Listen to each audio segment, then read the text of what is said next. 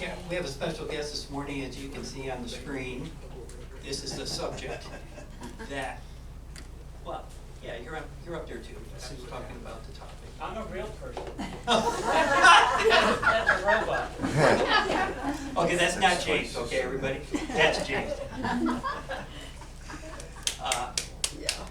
James did 2 years in the Army back in the 60s, and he was on the Army Honor Guard.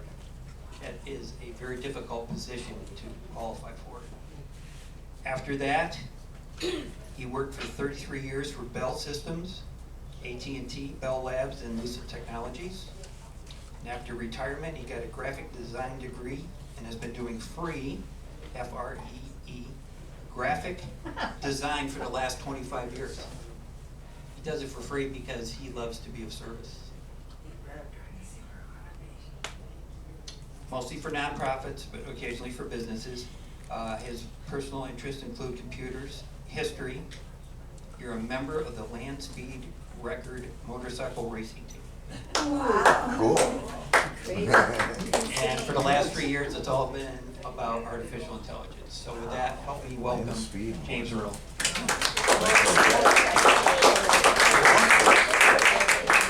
I did bring a friend along also to help me out with the presentation. Obviously, artificial intelligence has been around now pretty much in the public for 2 years. But let's just go back a little bit. Is that better, Luke? Okay. Yeah. I'm not used to using a microphone. I've always been told I have a loud mouth anyway. So let's go back a couple of years and I like history and how history forms our future. 2013, this young man started using artificial intelligence, or technically machine language, to solve what they thought was an unsolvable protein folding problem. He got the Nobel Prize in 2024. If you ever want to know anything about machine learning, there's only seats down front. No one ever sits down front. Rachel might call on. Nope. I always go to the back to call on.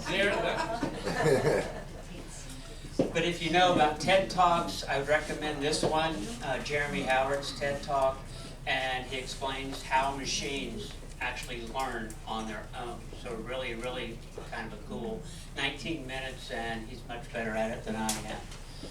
And then we have Google in 2017 said we could make large language models. And it was an 11-page paper and brought us up to 2023 when AI was announced publicly and we had access to it. So these were the original companies that said, you know, we have AI models. And then everybody kind of said, we're going to crowd in here and do this. And a lot of them started changing their logo almost immediately, trying to be more friendly, pastel colors, and that sort of thing. So let's start with the hardware side of it. What actually physically is AI? And AI runs on servers, and it's about the size of an old DVD player. The servers are stuffed into a rack about the size of a refrigerator, and the racks are set side by side. Full-size human walking through about a third of the data center that represents. Wow. They are massive places. And we usually think about computers being clean, right? Not like the old smokestack factories. However, these data centers have brought up an ecological problem. They use massive amounts of electricity. Last year, about 4% of all the electricity used in the United States was used on AI. Next year, AI is expected to use a little over 12% of all the electricity we make. They also use a lot of water. There's a data center up in Goodyear that goes through 56 million gallons of drinking water every year. So we just went through Project Blue, and think about water is kind of scarce here in Arizona. But anyway, so that's some things about that. So machine language. It is the heart of AI, and it's what connects and starts talking to the other servers. The servers you saw there in that picture, ChatGPT has 350,000 plus servers. And of course, they all talk with each other. They all use electricity, but mostly in this machine language, which they kind of learn on their own. And then what we call AI, or what we go online to ask questions, is really, the next slide that didn't click, there we go, is a large language model. Technically, these are stupid programs. They are not artificial intelligence, but it's so much easier to say artificial intelligence than an acre of high-speed computers talking to each other. They gather information off of the internet and then make up human sort of like answers. It's just easier to say AI, so we're going to go with that. But that's what we're at today. So these servers go out mostly on the internet, but to libraries and stuff like that, and they start gathering information, a lot of information. Over 50 terabytes of information. And if you're not familiar with the word terabyte, we had, bits, and then kilobits, and megabits, and gigabits, we're up to terabyte now. Or about 50 trillion bytes of information. The worrying part is that it comes from public sources, but anything on the web, your Facebook page, your phones that it's trying to figure out right now, why are all these people here? It starts to bring stuff in from those too. Now, it doesn't use bits like we are used to saying, bits and bytes in computer world, right? We've had that since the 70s. It uses what they call tokens. So when it goes out and grabs this information, clunk, it actually breaks it up into tokens, and you don't have to read the top paragraph, but it shows how each word is pretty much its own token. And strangely enough, ChatGPT is 4 tokens. So it breaks it up like this, and then when you type into something or speak something into ChatGPT or the other AI programs, the computers whirl and it starts putting words together. And a year ago, we had that problem of we'd get sentences like this. It didn't make any sense, but it's always running. It runs 24 hours a day, and it finally starts to realize, wait a minute, I've got green trees, green grass, green forest. Maybe I ought to make it a green meadow. Oh, that makes sense, because I have fluffy rabbits and I have fluffy hamsters, so let's make it a fluffy cat. So we don't have to worry about this too much, because it's getting better. But when you take all the technology and all the software and then throw the English language in there, it becomes problematic. Take the sentence, I read about a read, but what I read wasn't read. Now, you all figured out by looking at that and hearing me say it what I was talking about, because you used reasoning, right? AI doesn't reason so much anymore. If I was talking to somebody about home maintenance or problems we have in our house, and I said, oh, I have bats in my attic, you would think it's the animal, right, and not a Louisville slugger. They don't cause much problems in there. But take the word ring. A ring can be something you wear on your hand. It can be a sound. It can be a shape. It can even be part of an idiom. How many people have heard, oh, I'll ring you up over here? It has nothing to do with a ring, and it has nothing to do with you being elevated. It means I'll take money from you. But it's an idiom, which is hard for any language for people to learn it, that means it came from when the old crank registers used to ring a bell, and that was so the supervisor knew that the employee's hands are in the money. But it now means, come on over here and I can help you with this. So these homonyms or homophones will, depending on whether or not you're typing stuff into artificial intelligence, or whether or not you're speaking into artificial intelligence, AI might have a little bit of problem with that. But it's getting better, and it will keep improving. So let's go back when we were kids. All this stuff gets so complicated. Remember in the summer, we didn't have school the next day? We'd finish dinner, we'd run out of the house, we'd meet up with our friends, we'd sit around and have hours of fun devising binary regressive algorithms and structuring mutating decision tables, right? You can admit it. My childhood was not that bad. Let me put it another way. Have any of you ever played the 20-question game?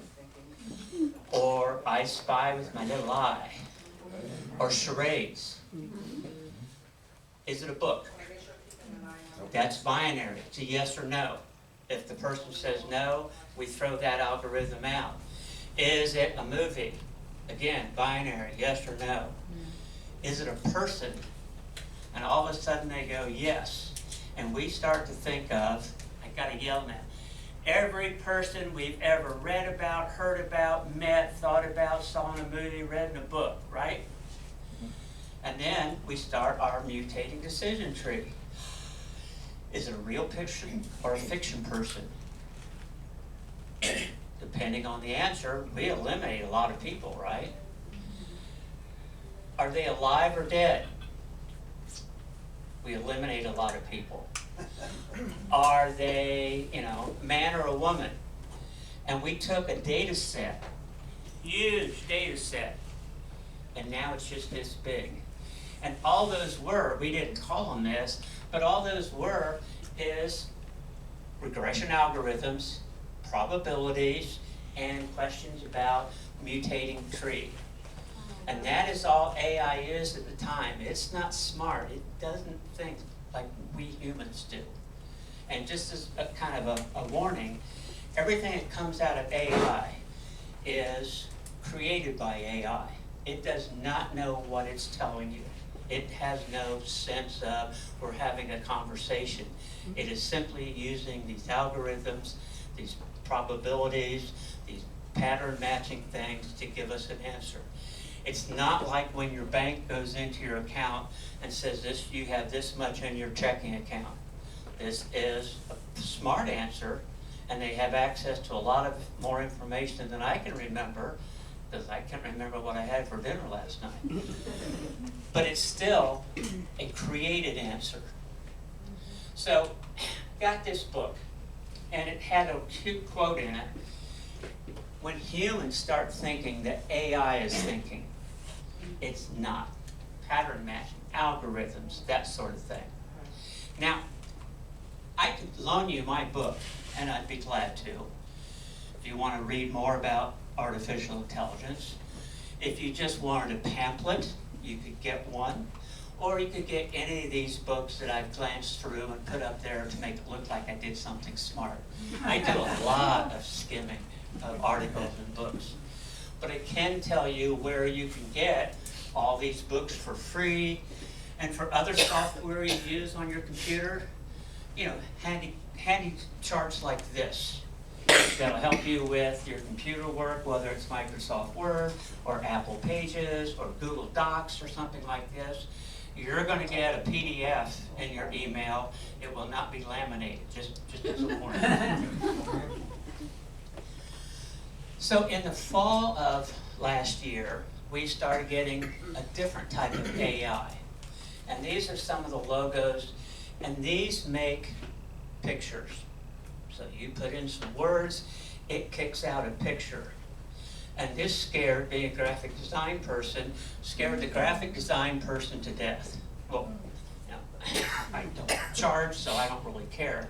But the price point of free is always pretty cool.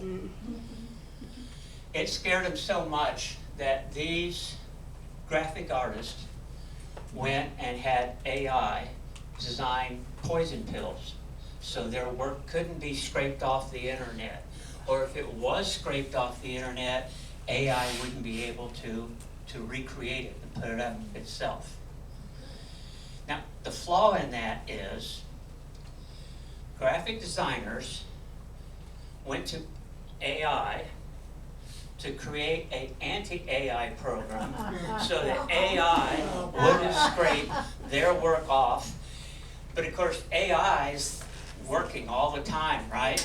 So AI is going to figure out how it wrote the anti-AI program, and AI will make, oh, I can figure that out, so the graphic artist will have to start over to get AI to make an anti-AI program. But they are kind of fun, and again, right now they're free for a lot of them. So if you've ever wanted to see a picture of an elephant sitting in a lawn chair drinking a beer, this is an AI picture. And let's put it in a more relaxing environment. We have that. Yeah. I asked AI one time after doing a presentation, what does my audience look like when I talk about AI? They came up with that. Some of these are cartoonish, some of them don't look quite right, but, and this will go on your permanent record, so choose wisely. Here is a pop quiz. Which one is AI? Which one is a real photograph? Choose wisely. We're going to make this. So now it's the octopus is the real one. And I have here, and I can pass them out or you can come get them, but a whole bunch of different pictures. Pass those around. And the answers are on the back, so you ought to get a good score on this. So we talk about AI being smart, right? So you can ask AI anything because it has all this information that it's scraped up. You know, I think you can walk into a library and find a book with information on anything. It's just easier to hit return than to search through the racks. So AI was shown this picture. And it says, is this real or a fake picture? And it said, well, there's some matching that doesn't work. She shouldn't be pixelated.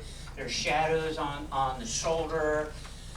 But it came back and said, I'm 99% sure this is a real picture. Until you see the rest of the picture.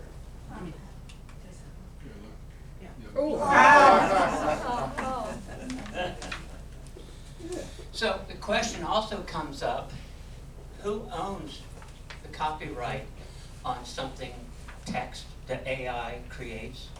Or who owns the copyright on those pictures? Because I didn't draw the elephant in the lawn chair. But if any of you sat down with Microsoft or Google or Apple and you started typing out the Great American Novel and it became a hit, you became famous, Microsoft, Apple, or Google do not own the patent on it. There's still some questions about who would own the patent or the copyright on these pictures that are made up, the person or AI, which is kind of a good question. It's not the first time it's come before the Supreme Court. In 1903, this picture went to the Supreme Court. And because no one had ever tried to copyright a picture before. And the Supreme Court said, yes, you can copyright a picture. Because all of our copyright information is actually in the Constitution.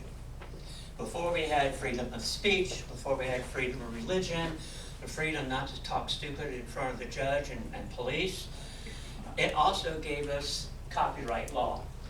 And about a third of the way down on your right-hand side, as you can plainly read, this is where all copyright law came from. I know the Continental Congress was a little short on money, but boy, it seems like somebody could have come up with 40, 50 bucks, gone down to Walmart and got an inkjet printer so we could read our own Constitution. This is where all patent law and copyright law come from. Less than 30 words. Of course, discoveries mean patents, natural machines.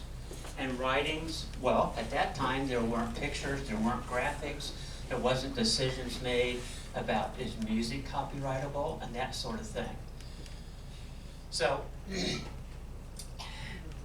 those things are going to be resolved. There's a lot of copyright law cases, copyright cases that are working their way up to the Supreme Court. So let me show you an example about one of the cases that's going to be put in front of the Supreme Court. This is what the person wrote. That is the image the person drew, and that is what AI created. Copyrightable? Don't know. Where the framers of the Constitution used less than 30 words to set down the law, the Copyright Office said, oh, well, we'll publish something. And they published 2 papers over 100 pages each. So, and basically it came out to, oops, hit the wrong button again. It came out to, depending on how much effort the person puts into it. Now, I'm not a lawyer, and if any of you are in the legal profession, I apologize.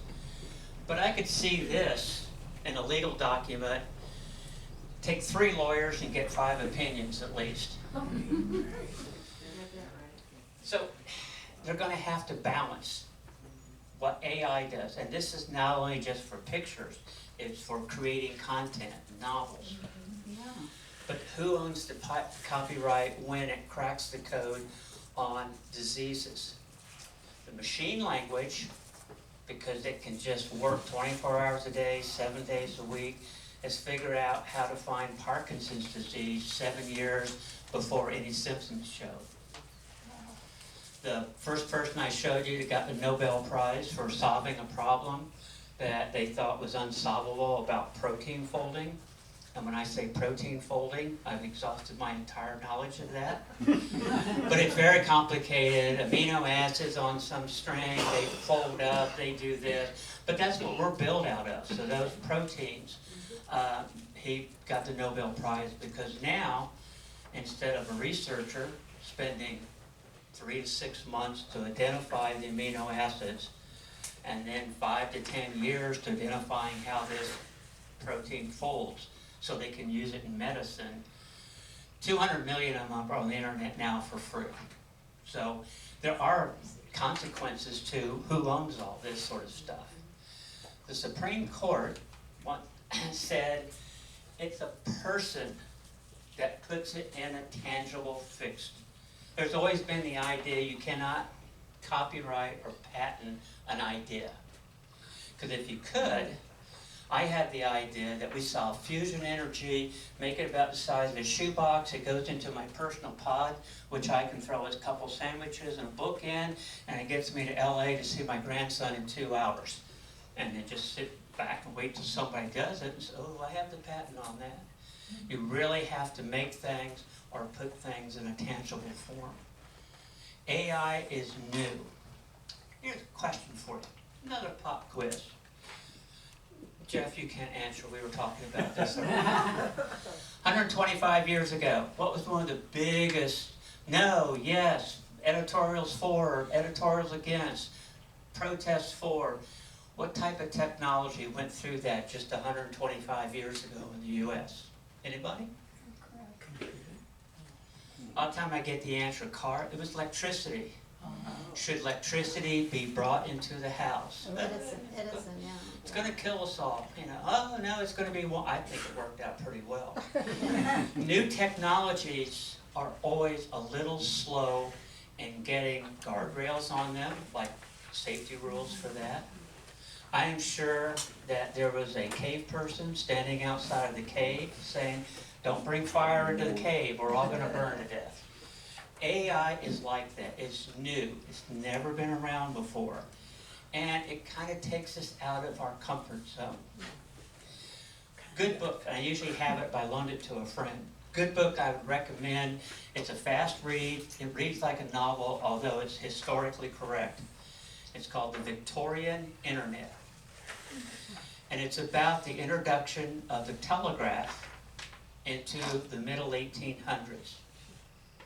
Because before then, never before, could a message travel any faster than a person could run, ride a horse, hop on a locomotive, or sail in a fast clipper ship.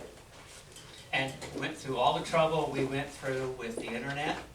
all the trouble that we went through with the introduction of AI, how do I know this is real? How do I know this telegram's not fake?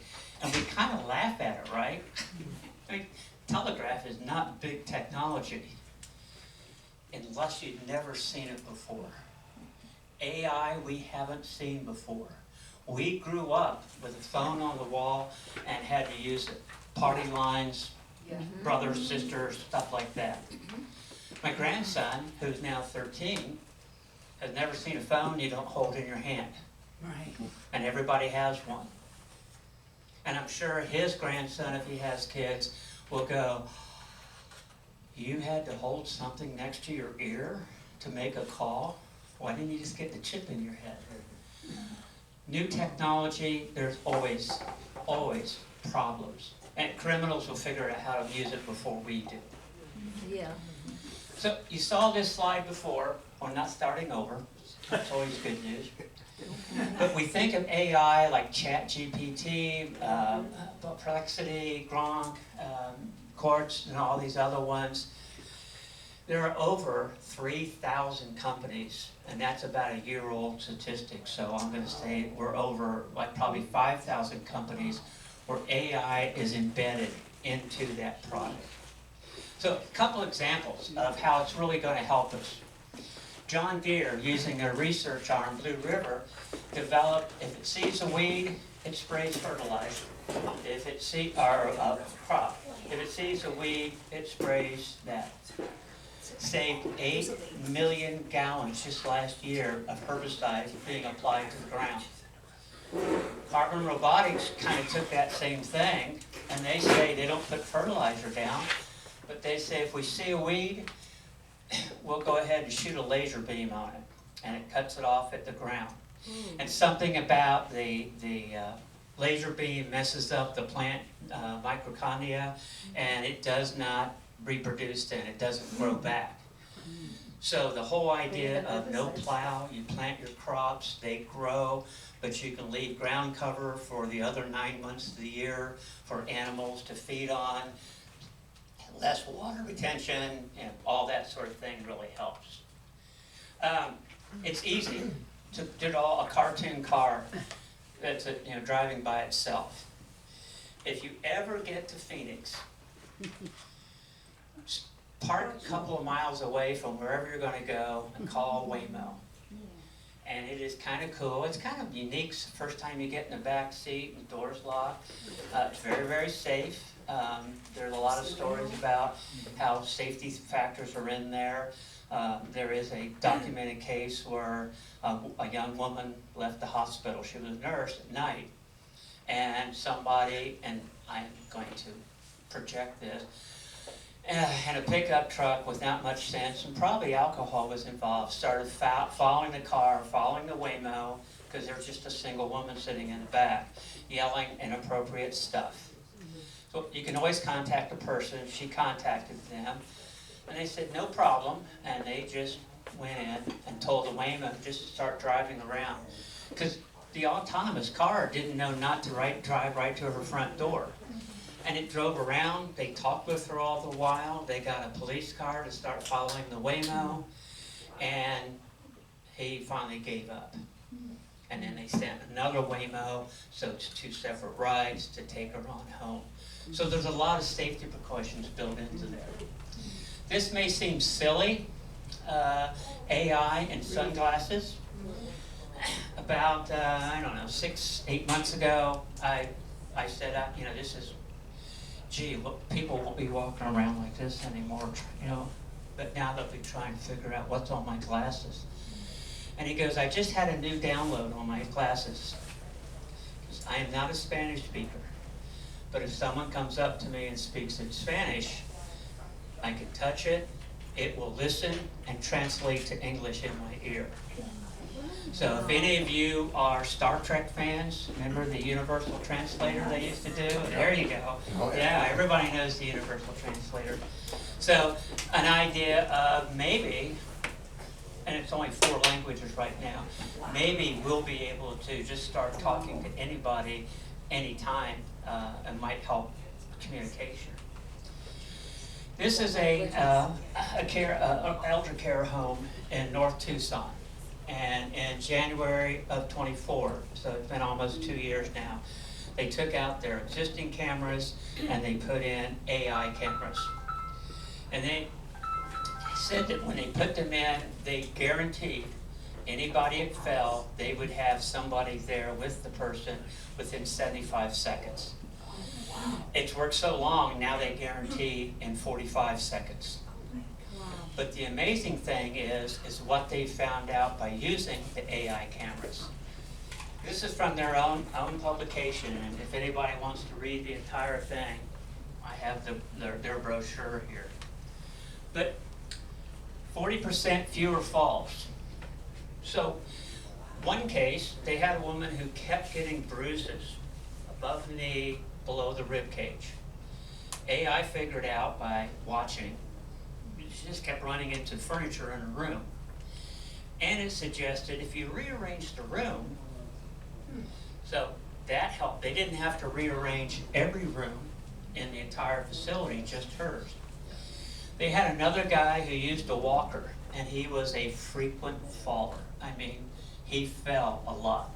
And they'd always find him on the ground between his bed and his walker. So AI is not recording. I mean, AI is watching every body part except their feet of everybody in the institution. But if nothing happens, they throw it away. They're not keeping any of this. But once they see a fall, they save that part of it. So the institution reviewed, why was he falling so much? And it turns out he's using a walker, and he would go up to the bed, turn around, take a step back, and of course, not a lot of mobility, and he wasn't falling so much as just trying to sit on the bed and kind of missing it. AI said, well, why don't you put motion lights on the bed? So now when he backs up, when he gets close enough that he can sit down, lights come on. I can sit down now. Hasn't fallen since. 80% fewer trips to the ER. Because if you don't see someone fall, was it a crumple? Did they slide off their chair? Or did they wham? Did they hit their head? So now with AI being able to say, no, this is how they fell, this sort of thing, because a lot of time the resident may not remember whether they hit their head or not. And of course, if you go to the ER, that's EMS sources and ties them up. ER gets tied up. You know you're going to get x-rays and probably a CAT scan or an MRI or something like that. So a lot of expense and a almost 100% absolute detection of falls. I am going to assume that all of you have used one of these programs before, and they all have AI in them now. And they all have a microphone. So here's what I'm going to suggest. Start using it. Start playing with it. Start enjoying it. All you need is an email address and a password. And then you can just talk to it. I am dyslexic and a really poor typist. So I talk to my computer a lot. Sometimes it's not even on. I have a good computer. But, when I bring up Word or something, I'll start talking. And it used to be, by being dyslexic, the word beautiful, I may say beautiful or beautiful, and it would put the little squiggly line that I don't know what you're trying to spell. But of course, I had to go back in and start typing the real word after looking it up. Well, now it knows if it hears beautiful or beautiful instead of beautiful, it just types in beautiful and keeps on going because it's learning my preference. So start using it in some programs you have. You can also get it on your phone, your iPad, or computer, and you notice it always has this a little microphone there. You can talk to it, so it saves that whole problem of learning how to type. And just say something like, I have ricotta cheese, I have a zucchini, I have wild rice. What can I cook? and you wait the 4 seconds, and it pops up a pretty good recipe. I had to go out and buy the ricotta cheese, wild rice, and zucchini to go ahead and get this one. Or now that it's getting cold up north, we're going to have visitors again, right? You know, people want to come down. Hey, I got visitors coming. Where can I take them? And it just starts saying, oh, you could go here, you can go here, you can go here. You can even say, it might rain that weekend, and it'll revise this and put all the places that are indoor. So that sort of thing. As Jeff said, I work with a lot of 501s, and they all want volunteer manuals. And nobody wants to sit down on a blank screen and start typing up, here's rule number 1, you know. And so I was working with Sue at the time, and I hit AI, put my phone in front of it. I said, just talk to it. What's your volunteer supposed to do when they open up and close the Parkinson's Activities Center? Well, they unlock the door and they have to turn the computers on, and I mean, it wasn't a well-structured. She just sort of, you know, set the thermostat. It produced 3 pages of laid out of opening and locking it up at night.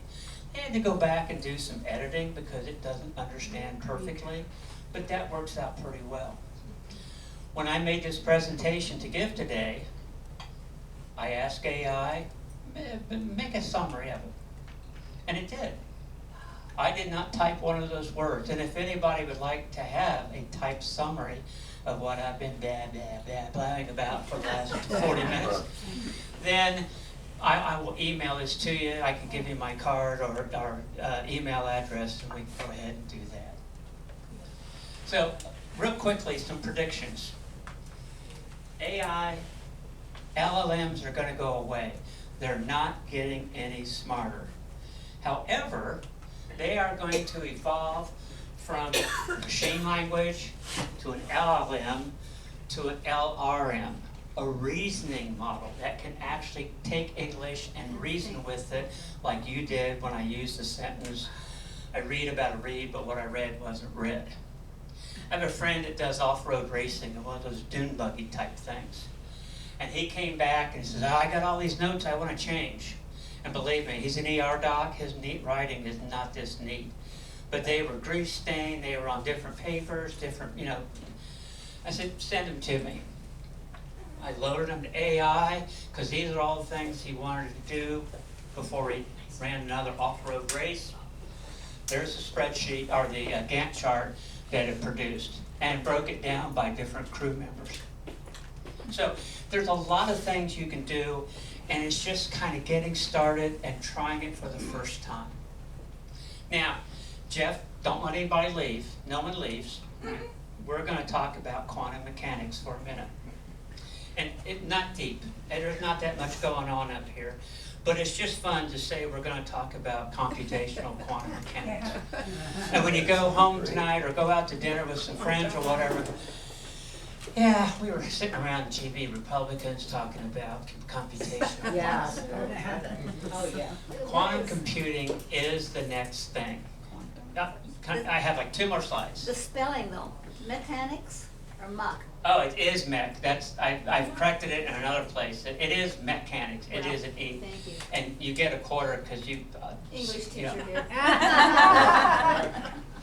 And again, I am dyslexic and a poor typist. Example 1. So quantum computers will then take machine language, large language models, reasoning models, and we'll go to geospatial model. And this is where it actually starts kind of thinking sort of the way our brains think. And they look completely different. Anybody ever taken a computer apart lately and found out what actually runs? Oh, come on, where's the fun in this? Oh, yeah. This is an Intel chip that runs a lot of computers. And how computers run today haven't changed since 1947 when the first digital computer. Zeros and ones in, red, zeros and ones out. Quantum computers look a lot different.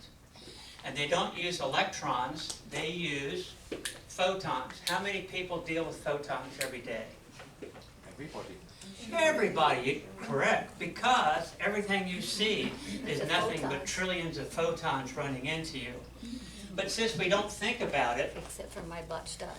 I actually brought a photon today. This is not a real one, This is not real, obviously, right? Because it doesn't fit in my eye. And the real photons don't have a milk bottle cap on top. But I got to put the microphone down for a minute. The idea of using photons to go through a quantum computer, they have the ability to be 1 if the red dot's on top, or a 0. But while it's going through the processing and it's spinning around, it can be any number between 1 and 0. So in the same time it takes a normal computer, zeros and ones in, zeros and ones out, this one will do billions of calculations. We don't really need it for word processing, but human body has, human DNA, a little over 3 billion permutations. The 200 million proteins I talked about for the folding problem that build our body. You need more than your laptop to figure out how many and which one of those proteins will act on one of those 3 billion or more permutations in our DNA. And quantum computing can do it, and it's just so much more powerful. So more on that. I'm actually giving a talk at the Computer Club and the GBR Forum in December, Computer Club in January, and we'll talk a little bit, because I think I invented a working quantum computer on a PowerPoint chart. So in closing here, an abbreviated quote: you cannot think about what you cannot imagine. Now that sounds simplistic, right? AI and its overall use for good, not cheating you out of, gift cards from Walmart. AI has the ability to sort through billions, literally billions of ideas that we probably would never think about, with all the research in medicine, with all the research in travel, with electricity and stuff. So it's always something good to think about. And with that, I thank you. My friend thanks you for being here today. And if there's any questions, I think we have like 13, 14 minutes if you have any questions. So the quantum is a supercomputer run by our military? Question was, is the quantum computer a supercomputer? No. A supercomputer is just a really, really fast 1947 computer. And it's like the AI we talked about, those acres of computers, that's supercomputers. We've made them run faster, but not differently. A supercomputer is completely different. They kind of work now, but we're not sure how. And they may be wrong, but we don't know because we don't know how they work. So there's a lot more physics to go behind that I don't understand. And I tried to read an article about quantum computing, and it was by a young lady who was 26 years old, had 3 doctorates, and she was trying to explain it. And in the first 3 paragraphs, I spent more time just looking up the words. And she made the remark, well, we're only getting 60 million data points every second, so we don't have a lot of data to go on. So it is a completely different type of computing. Regular computing will not go away, but for research, quantum computers will be used. Is it tied to blockchain? Pardon? Is it tied to blockchain? No, that is completely different. That's a technology of coding, not of AI. Any other questions? I have one. I went to have my hearing aid worked on yesterday, but I've noticed in my software that connects to my hearing aids, there's an AI application. What do you suppose, and I don't want to go back again today to find out, but would you have any idea, what would you think that AI would be doing with my ears? No, I don't know. I can make a wild guess, I'm sure it's trying to fine tune background sounds that you don't need to hear, as opposed to the words that you're trying to hear. But I would guess it's always things like that. And again, it's still software, still a little computer, but it's not looking at one thing, it's looking at hundreds of things at a time. Okay, that makes sense. You had a question? You started off by saying that the AI, we have to realize it's not a database, we're not doing coding, it's actually learning from each one of us everywhere, and it's using up lots of electricity and water and all. You never mentioned about the possible negative things, that if we build it, it will kill us. The question was, will AI send Arnold down here and terminate us all? I kind of, you know. Yes. Like with the telegraph, and criminals will learn how to use AI first. The porn industry will probably be the first ones to make profit on it, because no one's ever made $1 on AI right now. However, I think the overall good it will go about. The Nigerian prince was selling telegrams before he started mailing us email. People will always use things for bad. Electricity that I brought up as a new technology, people still get electrocuted every year, but the overall benefit is good. I spent a lot of years in technology. I kind of believe in it. I believe that the technologists will develop safeguards, and I also think legislatures will start to put some safeguards on there. But there's probably something fundamentally wrong that a person, let's say I talk them into committing suicide because they don't have any friends. That, you know, yes, it's a cause and effect from AI, but it's not AI's fault, if that makes any sense. I understand there's really no backdoor to stop it, because we're not coding, and we don't have a code to get into the backdoor. Okay, and she was talking about a back door where computers go in. Remember, we do still a lot of coding on this. We put parameters in to all these things, and they can't go past those parameters. There have been words that are banned in AI. There was one emoji that was banned in AI, which is kind of funny because most people can't drive down La Cañada without using that emoji. So there is still human limitations on AI. It will just get faster, better. And we have heard that about computers too when they first started. Angie? Does ChatGPT advance a leftist worldview because it is programmed by Marxists? I read that. One, ChatGPT is not programmed. Remember, humans put fingerprints in there. Right.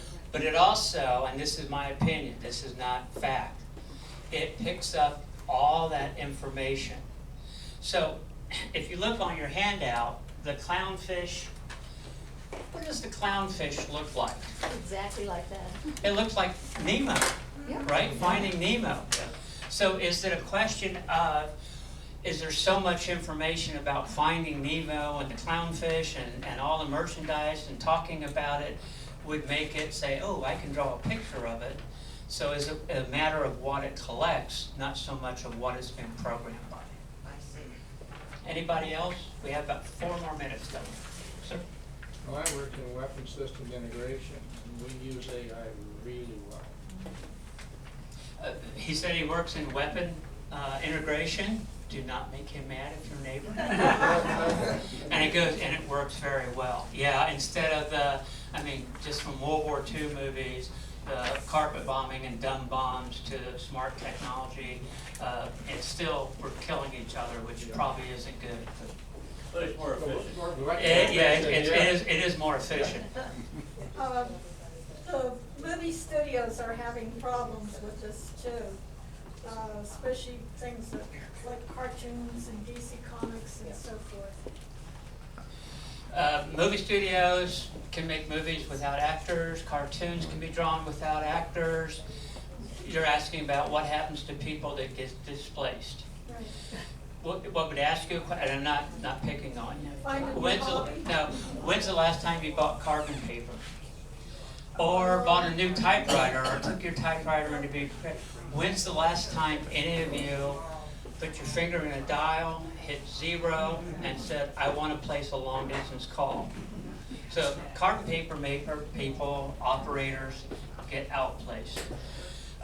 Technology outplaced a lot of people, but we created a lot of jobs. And it's still up for decision now, will AI also have that job creation? And then there's always the thing of how do we keep adapting? Because like I said, my grandchild will probably just grow up and it'll just be part of his life.